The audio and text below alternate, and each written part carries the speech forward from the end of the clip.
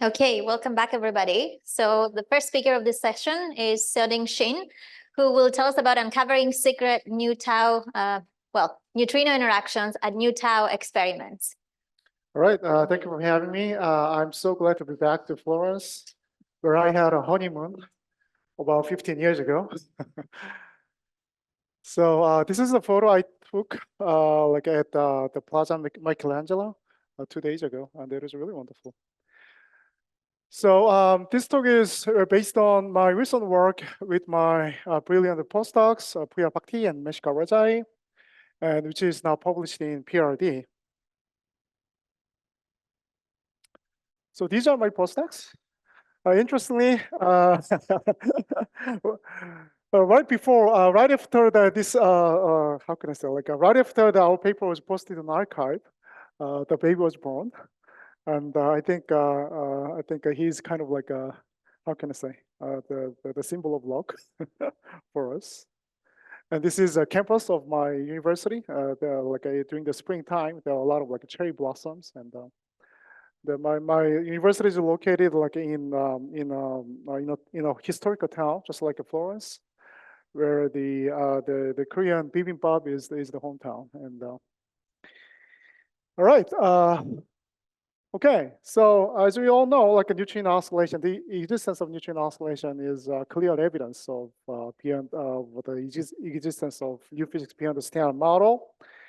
So like a neutrino physics for me can provide guidelines for BSM. And the guideline here means new symmetries or new particles that might be involved in this new physics beyond the standard model. And such new symmetries and new particles can be identified by probing new interactions of neutrinos, which induces unexpected appearance of standard model particles or appearance of disappearance of a standard model neutrino in neutrino experiments, as discussed earlier by Georgia this Monday. And also, like there might be extra missing energy signals in accelerators, just like we have confirmed from the LHC. And the new interactions in neutrino sectors not only affect the observables in neutrino experiment or accelerators, but also like various observations or like theoretical setups in cosmology, the astrophysics, and dark matter, which have been discussed a lot like already, like in this workshop, like including the Carlos's nice talk in this morning. So for me, this topic is quite interesting because I can do basically complementary and combined analysis out of these various fields. Now in this talk, my focus is on self-interactions among active neutrinos, which is dubbed as secret neutrino interactions, and abbreviated as SNI here. And sometimes secret neutrino interactions include those between strand neutrinos as well. And the secret neutrino interactions have been proposed to resolve many issues, including those neutrino oscillation anomalies in LSA and the mini boon, or the dark matter theories, which is including like a strand neutrino dark matter or like a Myron dark matter, or like to resolve like a cosmological issues such as small scale problems, although like a very strong bounds are applied, or like a H-naught tension. And for more details about the secret neutrino actions, please take a look at the recent SNOMES report for the SNI. And lots of cosmological observations from CMB, BAO, and BBN prefer to like a lot of strong constraint the flavor universal secret neutrino interaction cases. And among the flavors, the laboratory experiments, ground-based laboratory experiments, have provided very strong bounds on the interactions coupling with the electron neutrino or muon neutrino. Therefore, my motivation is it is right time to prove non-universal or off-diagonal secret neutrino interactions, especially with the tau neutrinos. And fortunately, we have a lot of like a tau neutrino experiments that we can observe tau neutrino appearance directly.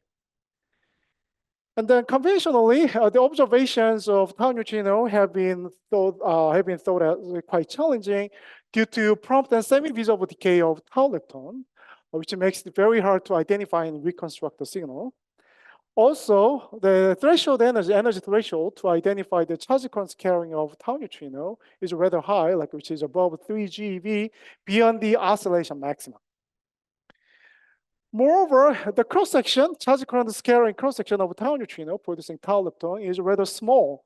It's much smaller than the other flavor charge current scattering cross-sections at the energy range of GeV. Therefore, neutrino oscillations so far have been confirmed via observing either a muon neutrino or electron neutrino disappearance or electron neutrino appearance. Therefore, the number of tau neutrinos that we have observed so far is around 28, 26, from donuts, opera, and then ice cube, including very high energy events. Of course, in other experiments such as a super Kamiokande or ice cube, they have statistically observed some tau neutrino events, considering that there is a oscillation from atmospheric neutrinos and providing some basic triggers or selection cuts. So using a statistical analysis, SK have found about 300 events, tau neutrino events, and ice cube have found about 2,000 tau neutrino events. And now we have coming up experiments where we can identify the tau neutrinos event by event in various emergent detectors in oscillator-based experiments such as SND and LHC and phasor-neo. And this SND and LHC and phasor-neo will be even upgraded to advanced SND and phasor-neo 2 in Ford Physics facility at the time of high luminosity running of the LHC. Including an extra detector called a flare 100. Also, now the proposal for the ship utilizing the SPS 400 GeV beam is approved. So we might confirm the signal of tau neutrino in the ship as well. Although this is not an event-by-event analysis, a dual near detector can be also utilized to observe tau neutrino events. And even though these are not the experiments that can observe the tau neutrino event by events, the various accelerator neutrino experiments can also observe the tau neutrino appearance, including ice cube or tambo, as discussed by Carlos this morning. Also, dual fire detector can be also used to detect the tau neutrino appearance. If we are observing upward going tau neutrino events from the Earth crust, then it is directly related with the atmospheric neutrino oscillation, and we can confirm a lot of things related with that physics. Also, by observing downward going tau neutrino events, which is not expected from conventional oscillations because of a too short baseline, we can sensitively confirm the existence of new physics which is involved in tau neutrino. So this is dubbed as anomalous downward going tau neutrino appearance throughout my talk. And for the accelerator experiments, such as short baseline experiments, such similar things have been already discussed in the paper by Bhaskar sitting over there. And for concreteness, I fixed the theoretical setup where some a new gauge boson G prime, sub-GeV level new gauge boson G prime, couples exclusively to neutrinos. And this is just a phenomenological setup, although some theoretical cookup is still possible to suppress the charge lepton interactions of G prime. And also, there might be, we can change the spin, a spin of the mediator, such as a myron, to obtain the theoretical wave-motivated, neutrino couplings. And the kinematic process, in consideration is three-body meson decay, which decays into charged lepton and neutrino, where the neutrino radiates G prime. With the subsequent decay of G prime into two neutrinos. As you all know, a conventional two-body decays of a scalar or pseudo-scalar meson is suppressed by chirality just suppressed by the mass of charged leptons, which is very small compared to the mother mesons. On the other hand, this three-body meson decay is not suppressed at all, but enhanced by the longitudinal mode of G prime. And out of this calculations, we try to see how much this decay three-body decay modes can be dominate over the other decay modes. For example, this is the case that where the pions, kaons, or d sub s meson decay into electron neutrino for simplicity. And as you can see here, when the mass of G prime is below MeV, this three-body decay ratio, decay mode is just dominates over the others. Which again means for this coupling, which is G prime coupling to electron neutrino, tend to be strongly constrained from various precision measurement experiments. And in this paper, we have looked for the possibility that this produced electron neutrino couples to a G prime throughout this exclusive coupling. G prime couples to electron neutrino and tau neutrino. And the G prime again decays into electron neutrino and tau neutrino. So the production and both production and decay of G prime is controlled by the single coupling for simplicity.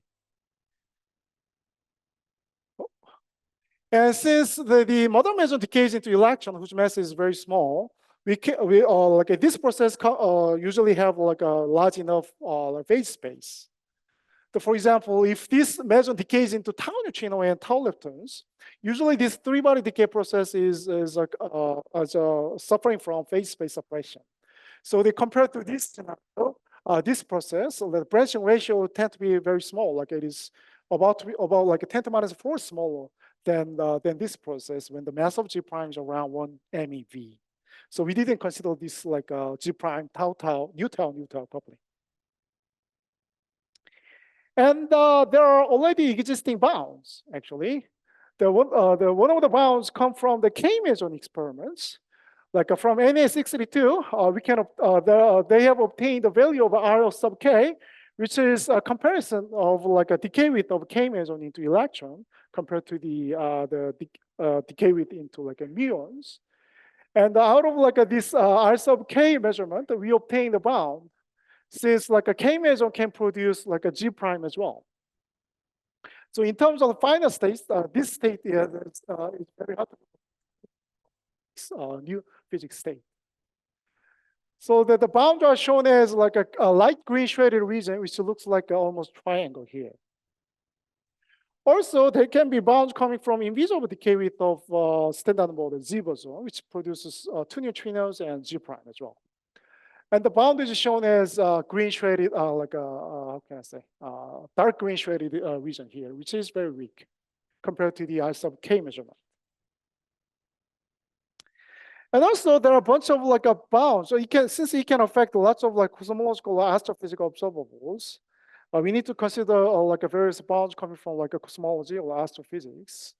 So the main process for the when the G prime is in thermal equilibrium with the standard model plasma, or the main process of production of this G prime out of a standard model thermal plasma are these. This is called a decay process, which is proportional to the square of mass of G prime, and which is dominant over the other processes when the mass of G prime is above KeV. And there are other processes, for example, the neutrinos can be annihilated into two G primes, which is independent of the mass of G prime. Also, the neutrino can scatter with it. It can have elastic scattering with the G prime. So this figure is just, I just copied this figure from the paper from one of my references, but poorly modified. In original references, they have considered two possibilities where the mediator has spin 0 and spin 1. And for the BBN, because if the coupling constant is large enough, so they're G prime have the thermal equilibrium with the standard model neutrinos. At the time of neutrino decoupling, it can contribute to delta N effective. It can contribute extra radiation energy density here. And I nominally apply the bound from the measurement of helium abundance and the deuterium compared to the hydrogen. And when the which is shown as light green shaded region here, which is dominant over the K measurement decay experiments. And note that the cosmological bounds seem to be stronger than for the case of a vector mediator case than the scalar mediator case because of the difference of degrees of freedom. And also, we can also consider the bounds coming from the CMB as discussed earlier by David, on Monday. So since the late neutrino free streaming can affect the phase and the amplitude of the CMB power spectrum. And those bounds are look roughly like this, which is definitely weaker than the bounds coming from Na62. So which is the reason that I didn't show the corresponding bound in my paper. Also, if G prime decays into neutrinos around the time of recombination epoch, we should also consider the delta ineffective observations from CMB, which is stronger than the delta ineffective measurement from the BBN. Well, nominally taking the bound, maybe the bounds will cover the region here, but the other bounds are when the case that the coupling of G prime to neutrinos are flavor universal and flavor diagonal. So in this specific case, that the G prime couples to neutrinos off diagonal way, and only to a tau neutrino and electron neutrino, I think a dedicated analysis is needed.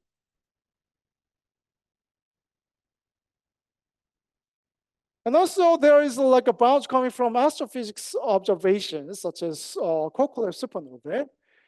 Here, the blue shaded region here represent the bounds coming from the energy loss rate of a supernova 1987A. And also nominally taking the bounds when the G primes coupling is flavor universal and flavor diagonal. Of course, in our flavor specific case, I also think that dedicated analysis is needed, but still these bounds are conservative enough. Oops, sorry. And then this green dashed line and the solid red line correspond to the bounds, considering the ascended LHC and phasor nu, which is currently running at the LHC side, assuming the 150 inverse integral luminosity, which is assuming a full running of 1.3. And although I think this is still a little bit outdated compared to the most recent estimation. Last year, the SND at LHC and the phasor nu have released the first data observing neutrino from the colliders with the 30 inverse one data. And both experiments, after the full running over 1.3, is expected to cover a slight region beyond the existing bound, beyond the existing cosmological and astrophysical bounds, when the mass of G prime is below a 2 keV or around a 30 to 50 MeV. And as you can compare here, a phasor nu is green dashed line and the SND LHC is red solid line. Although slightly smaller size, SND at LHC can be more sensitive than the phasor nu when the mass of G prime is small due to its slight off-axis location. But the detailed analysis, the figuring out the reason, is in progress with my collaborators now. And for Dune 5 detector can observe the downward going tau neutrino pair signals. And in ideal situation, there might be no backgrounds mimicking the signal, because tau neutrino definitely have a tau lepton signal after a primary scattering with the target here, for both hadronic decay modes of tau leptons and the leptonic decay modes of tau lepton. But realistically, these signals, since Dune has not good enough vertex resolutions, identifying the tau lepton decays those signals can be mimicked by the conventional neutral currents or the charge current backgrounds from the atmospheric neutrinos. But since the dune still is expected to have a very excellent event topology and reconstruction capabilities, observing these decay products coming from the taus, we can basically apply the methods widely used in collider phenomenology, example like a jet clustering or selection cuts, event selection cuts, and enormously increase the signal to background ratios. And interestingly, there is a dedicated analysis on this from the group of University of Cincinnati. And they say that after 10 years of data taking, the neutral current background that can mimic the downward going tau neutrino signal is just at 70. Although I personally think that this might be still quite too much optimistic, but nobody knows. After 5 years, a lot of techniques coming from machine learning or some other techniques may be advanced and kill a lot of backgrounds. Based on this analysis, we assume the 3 cases to show the sensitivities of dune fire detector in constraining in the parameters of mass of G prime and the new coupling. Here is the best case scenario, which is shown as a red solid line, corresponds to the no background scenario, 0 background, with 100% identification and reconstruction efficiency, which is our ideal goal. While the dashed line corresponds to the case considering neutral current the backgrounds, which is about 70 for 10 years of data taking, we seem to be more realistic even after advancement of techniques in subtracting the backgrounds. And here the dotted line corresponds to our worst case scenario that in addition to considering the neutral current background, which is about 70 for 10 years, we also push back the identification efficiency of tau neutrino, which is about 10%. Oh, the efficiency, I just tried to found the numbers of efficiency in the CDR of dune, which always say 100% for fire detectors, for high energy neutrinos. Good for me. But still, it might be quite challenging. I mean, even though it is exactly written in the CDR, I think realistically it's impossible. It's impossible. So that's why we adopted a pessimistic scenario. Probably the efficiency is 10%, which is acceptable, right? Is it still too much? Oh, okay. Then I shouldn't call this a pessimistic scenario, right? That's for right. That's for a leptonic decay modes, but for the hadronic decay modes.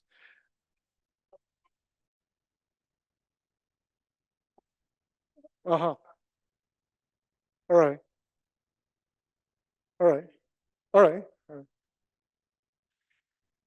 Okay. Anyway, I feel there's a compare the best case scenario, ideal scenario, and the most pessimistic scenario in our paper has an order of magnitude difference. But still, this pessimistic scenario, cover the parameter region far beyond what is expected from cosmology and the astrophysical observations. So overall, a dune fire detector, even compared to other experiments, seem to be most sensitive in observing this anomalous downward going tau neutrino appearance when the mass of G prime is beyond 1 MeV and below 60 keV. We also try to see the sensitivities coming from future accelerator experiments in for the physics facilities and ship experiments. So the lines are too busy here because we are dealing with 4 more experiments here. But sensitivities coming from a flare 100 here and the phase on U2 seem to be most sensitive among the accelerator-based experiments, though. But these results still depend on the flux uncertainties. So there is a huge uncertainties, flux uncertainties here. And the ship becomes better, shows better sensitivities as G prime gets heavier. since it's a hadron observer increases the relative flux of this sub S measure, providing like a large enough phase space. We also try to look at the other kind of possibility that the G prime exclusively couples to mu neutrino and tau neutrino. And then instead of like a R sub k, the bound coming from the k and decay modes into like a three neutrinos can provide a bond, but still like the region of the constrained space seems to be similar, which is shown as a red shaded, like a yellow shaded region here. And even in this case, Dion fire detector, observing like a downward going tau neutrino appearance in Dion fire detector can provide the most sensitive, best sensitivities among all the experiments. To compare with the other possibilities, like to compare the case that G prime couples to tau neutrino and the other flavors of neutrino, we also try to look at the sensitivities for the case of GEE, which is the case G prime couples to electron neutrino in diagonal array, and the GE mu, where the G prime couples to new electron neutrino and mu neutrino. And as you can see here, like the expected sensitivity, even the Dune best sensitivity, seem to be like an order of magnitude weaker than the tau neutrino case. That's because, like for the case of electron neutrino or mu neutrino, it is suffering from a lot of like bunch of backgrounds, as well as like a flux uncertainties. And here, for the case of G prime coupling to electron neutrino pair, the two neutrino double beta decay applies, which is shown as very light cyan region here, but still like, but it is like buried under the other like experimental bounds. So this is a figure that which is already shown like on this Monday. This is a figure in the Snowman's white paper about cyclic neutrino interaction of neutrino. And even though this is a scalar mediator case, and assuming the mediator coupling in universal and diagonal array, so here this is the CMB bound that I told you like before. We expect that our new analysis might cover the region around here much beyond the existing and the expected bounds. So here this dune means like a dune yield detector, not dune fire detector, which is quite fascinating to me. So in conclusion, the upcoming and ongoing tau neutrino experiments can shed light on our step toward new physics beyond the Snell model. We can probe flavor non-universal tau neutrinophilic cyclic neutrino interactions preferred by various cosmological, astrophysical, and laboratory observations. And we use SND LHC phasor new advanced SND shift flare 100 phasor new 2 and Dune fire detector to see the potential of those experiments in obtaining the sensitivities. And especially like atmospheric data and Dune fire detector shows the best sensitivities due to the unexpected downward going tau neutrino appearance with small backgrounds, hopefully. And the sensitivities seem to be like even stronger than the cosmological bounds when the mass of G prime is beyond 1 MeV or below 60 keV. As I said, as Andrew said, the tau identification and reconstruction efficiency matters. It's really important to increase the efficiency. And as a future work, like I'm interested in like a dedicated study of flavor non-universal and off-diagonal cyclic neutrino interactions in cosmological and astrophysical observations and the mediators with other spins, like scalar mediators. And even though I didn't say in detail, our scenario, this G prime can be also constrained from charged lepton flavor violating like a rare decays, which is suppressed by two loops. And we naively found that the lots of like a CLFV rare decays can constrain the region when, where the coupling is around 10⁻², which is still like a much weaker than the sensitivities that I found in this paper. All right, thank you, and we have to have questions.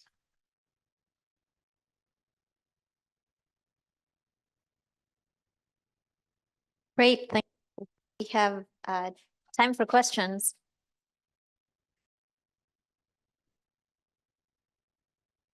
So one thought, just you use that double beta decay with two neutrons, two neutrino double beta decay. two neutrons producing this and so why can't you use the neutron flux at JSN square? Anyway, you cannot stop them coming to the detector and then get this thing going. Sure, sure. So So again, maybe okay. you can have a better Sure, sure. huge flux, Huge flux of neutrino. Yeah. flux of neutrons. Flux of neutrons, yeah. Right. Yeah. Other questions or comments? Actually, Oh, yeah. maybe a dumb question, but I'm trying to understand why the do near detector would have worse sensitivity than the do far detector. Is it really that the atmospheric flux convoluted with the far detector mass I is think that is, bigger than the near detector flux I think that mass? is related Or to is the- there, yeah. it's not kind of like a resonant enhancement kind of thing due to the, what you call the appearance? Is that, which one So, is it? I think the problem of dual near detector, of course, like the size is much smaller than the far detector. The other problem is, it's not a problem, but the compared to the dual far detector in identifying tau neutrino spin neutrino interaction is that the flux is always smaller. Because the location of dual near detector is 574 meters away from the target. So it loses a lot of like fluxes.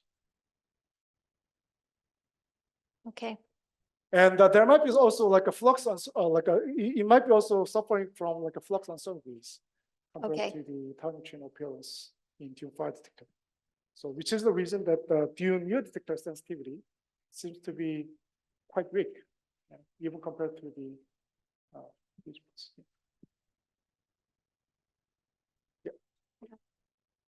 Thanks. You mentioned fastly this charged lepton associated to neutrino. Just a bit more of discussion on that and on motivation of this, say, light Z prime. I mean, you mentioned the, yeah, on passing that also charged lepton could be. So the way is involved. introducing extra like fermions or scalar that can induce the mixings. So between the neutrino, active neutrinos and those new fermions, and the G prime coupling to neutrinos are induced through the mixing of neutrinos, not through something else.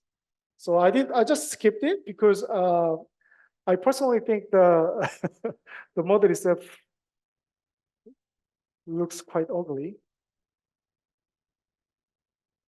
Yeah, there you go. So I'm sorry.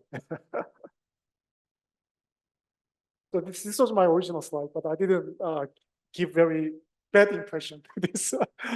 There are some proposals that, like for example, we can introduce something standard model singlet, but the U1 prime charged vector-like fermions, for example, mixing with the active neutrinos, and these active neutrinos coupled to G prime through the mixing with these heavy neutrinos. And to realize this, we also need to like introduce trial heavy full singlet fermions, and as well as singlet scalar. So by doing this, we can so like this U prime gauge version doesn't couple to charge leptons at tree level, but we also need to assume that the kinetic mixing is very small. If you allow kinetic mixing, which anyway can occur through like a loop processes, then even though it is very small, I think it can.